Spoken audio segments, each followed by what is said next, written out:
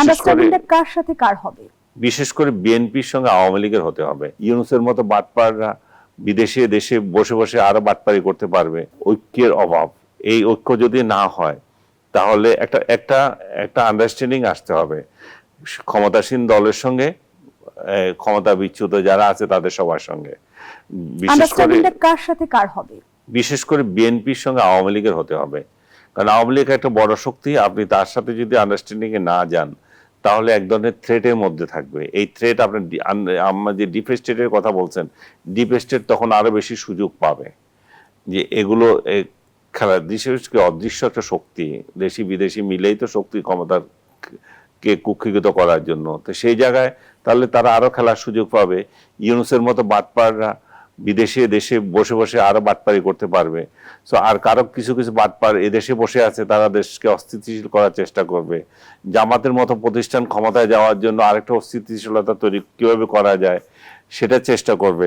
So আপনি যদি সেটা না করেন, আপনি যদি স্বাভাবিক রাষ্ট্র চালাতে চান, তাহলে ঠিক আছে, একটা ইলেকশন হয়ে গেছে, ফেয়ার ইলেকশন হয়নি যেটা অনেকে মনে করে, যে দলেরই যে জাতেরই একটা ইলেকশন হোক, ইলেকশন হয়ে গেছে, অন্তত ইউনূস এই জগদ্দল পাথরের মতো যে রাষ্ট্রের মধ্যে লুটপাট করছিল সেটা থেকে মানুষ রক্ষা পেয়েছে।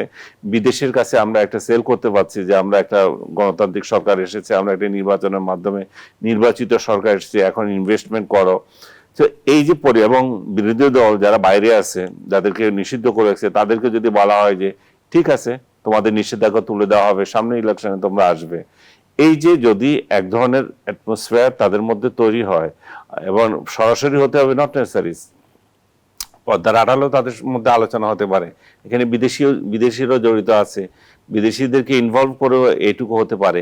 আমার যেমনটি গুঞ্জন শোনা যায় যে শেখ হাসিনা আসলে আওয়ামী লীগ দলের কর্তৃত্ব ছাড়তে নারাজ, এজন্যই রিফাইন্ড আওয়ামী লীগের আলোচনা অনেকটাই থমকে গেছে। সেই জায়গা থেকে শেখ হাসিনার সমেত আওয়ামী লীগের সাথে কোনো ঐক্য হবার সম্ভাবনা আদৌ আছে কিনা?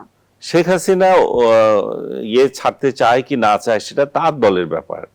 তার দল যদি মনে করে যে আমরা শেখ হাসিনাকেই রাখবো, আপনি বা আমি তো বলার কিছু না।